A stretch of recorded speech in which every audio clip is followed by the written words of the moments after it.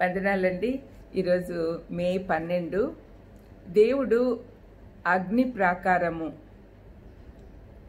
దేవుడు దహించు అగ్ని అని కూడా మనకు తెలుసు. జకర్యా 2:5లో నేను దాని చుట్టూ అగ్ని ప్రాకారంగా ఉందును అని అంటున్నాడు. తన ప్రజల చుట్టూ, తన ఏర్పరచుకున్న జనాంగం చుట్టూ. ఇక్కడ దేవుడు తన ప్రజలకు చేసిన ఒక వాగ్దానాన్ని మనం చూడగలం. దాని అనే మాట ఇజ్రాయెల్ దేశానికి వర్తిస్తుంది. ఇంకా దేవుని ఇజ్రాయెల్ అయిన మనకు కూడా వర్తిస్తుంది. యేసుక్రీస్తు మార్గంలో పయనిస్తున్న ప్రతి ఒక్కరికి అగ్ని ప్రాకారంగా ఉన్నాడు. ఎలీషా ప్రవక్త కాలంలో జరిగిన ఒక అద్భుతం మీకు జ్ఞాపకం చేయాలని ఆశిస్తున్నాను. దేవుడు వాగ్దానాలు ఎప్పుడూ నమ్మదగినవని ఈ సంఘటన ద్వారా రుజువు చేయబడుతుంది. 2వ రాజులు 6:8-17 వరకు ఉన్న వాక్య భాగంలో దేవుడు తన ప్రజలను కాపాడే విధంగా తేటగా కనపడుతుంది. ఈ సంఘటన నేపథ్యం ఏమంటే, ఇజ్రాయేలు సిరియా రాజ్యాల మధ్య జరుగుతున్న యుద్ధం. ఎలీషా ప్రవక్త తనకు దేవుడిచ్చిన విశేష జ్ఞానం ద్వారా శత్రువుల యుద్ధ తంత్రాలు ఇజ్రాయెల్ రాజుకు చెబుతుండడాన్ని బట్టి విజయం చేకూరుతుంది అన్న సంగతి తెలుసుకున్న సిరియా రాజు ప్రవక్తను పట్టుకొని తెమ్మని సైన్యాన్ని పంపుతాడు. సైన్యము దైవజనుడున్న స్థలాన్ని చుట్టుముట్టినప్పుడు ఎలీషా ప్రవక్త సేవకుడు అది చూసి భయపడి ప్రవక్తకు చెప్పినప్పుడు ప్రవక్త ఏమంటున్నాడు, భయపడద్దు, మన పక్షానున్న వారు వారికంటే అధికులై ఉన్నారని చెప్పాడు. తన చుట్టూ ఉన్న అగ్ని ప్రాకారం పనివానికి చూపమని ప్రవక్త ప్రార్థన చేయగా దేవుడు పనివాని ఆత్మీయ కన్నులు తెరవగా అతడు తమ చుట్టూ అగ్ని గుర్రముల చేత, రథముల చేత నిండి ఉండుట చూశాడు.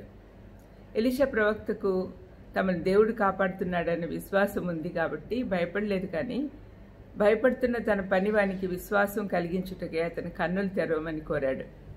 పనివాడు విశ్వాసం వలన కాకుండా కనపడి దానిపై ఆధారపడుతూ ఉన్నందున భయం వచ్చింది. హబక్కూకు 2:4లో నీతిమంతుడు విశ్వాసం మూలంగా బ్రతుకును అని చెప్పబడింది. దేవుని యందు భయభక్తులు కల వారి చుట్టూ దేవుని దూత కావలియుండును అని లేఖనాలు చెప్తుండగా మనం విశ్వసించాలి. విశ్వాసం లేకుండా మనం దేవుని మార్గంలో పయనించలేం. దేవుడు మన చుట్టూ అగ్ని ప్రాకారంగా ఉంటే నిర్భయంగా జీవించవచ్చు. అంతేకాకుండా అగ్ని ప్రాకారము, ఆయనను దహించు అగ్ని అంటారు కదా, ఆయన ఉగ్రత దహించు అగ్ని వలె ఉంటుంది. మన చుట్టూ దేవుడి అగ్ని ప్రాకారం ఉంటే మనల్ని ఎవరు సమీపించలేరు. అదేవిధంగా మనము అవినీతి మార్గంలో వెళ్తూ ఉంటే మనల్ని దహించే శక్తి కూడా అగ్నికి ఉంది.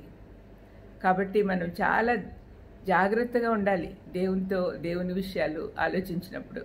ఆయన ఎంత ప్రేమమూర్తో అంత దహించు అగ్ని కూడా మన చుట్టూ. మనం ఎప్పుడు ఆయన ఎందుకు భయభక్తులు కలిగి ఉంటే మన చుట్టూ అది అగ్ని ప్రాకారంగా నిలబడుతుంది.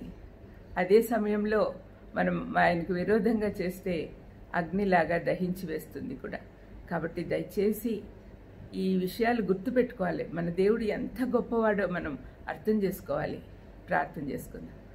దేవా స్తోత్రం ప్రభా, మీ యందు భయభక్తులు కలిగిన వారి చుట్టూ మీరు అగ్ని ప్రాకారంగా ఉంటారు అనే విషయము, అదే సమయంలో దహించు అగ్ని కూడా అయి ఉన్నారని ఈ 2 మాటలు మా హృదయాల్లో స్థిరపరచమని యేసుక్రీస్తు నామమున వేడుకొంచున్నాను తండ్రి.